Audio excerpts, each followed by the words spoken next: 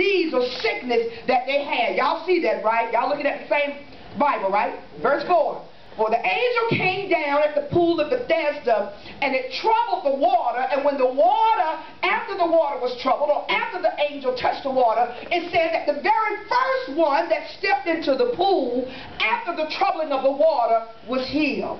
And it says in verse 5 that there was a certain man that was there which had an infirmity for 38 years. Y'all see that? And when Jesus saw him lying there and knew that he had been in his condition for a long time, he said to him, will thou be made whole? An important question to a man that's been sick or in a certain position for a long time. And the reason why Jesus had to find out from this man if he wanted to be made whole is because there are a lot of people who get comfortable in their infirmity. There are a lot of people who get comfortable in the position that they're in. It's a lot of people who get comfortable with living with trouble or living in a less be beneath their means. Amen. And sometimes God has to bring your attention to your situation to see if you want to come out. Amen. Am I helping somebody tonight? And so the man responded to Jesus, looking at verse 7, and he said, the man answered him and said, sir, I have no man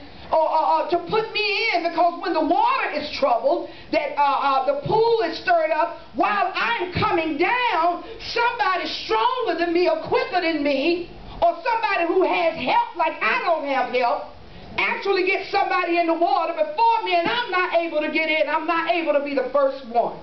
And Jesus said to him, rise, take up your bed and walk. And verse 9 says, and immediately the man was made whole, and he took up his bed and he walked. And on the same day, it was the Sabbath. I want again to talk to you guys from the topic, what are you waiting for? Here we see this particular man sitting by a pool, and we've just read that on once a season or once every time of the year at a certain part of the season, this particular pool is visited by an angel. A supernatural occurrence happens once a year at this particular location. And all of us know that anytime people hear about miracles taking place or folk getting blessed, you'll be surprised at the people that will travel to a certain place just to get a breakthrough or just to be a part of what's going on. Y'all heard about this particular woman down in Carrollton, Georgia, or it used to be a certain part of Georgia.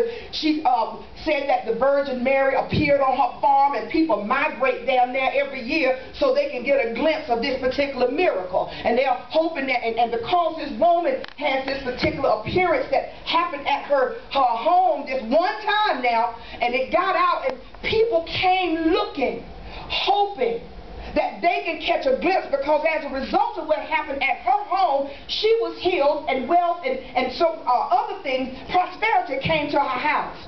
So it's normal for all of us in here to want to be a part of something good and great. We want to be a part. We want to have our finances increased. We want to have our minds regulated and have certain situations in our homes to line up. We want our children to walk in obedience. But there are times that Christ wants us to understand that there is a time and a place that miracles play a role in our Christian life, that we ought not to let it consume us to the point that we're distracted from looking for where the miracle really lies.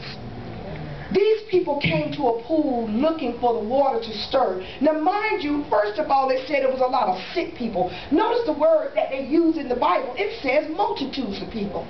They came diseased and they came sick. They came hoping for an opportunity to be the first one in some water so that they can be relieved or healed of their diseases or their infirmity.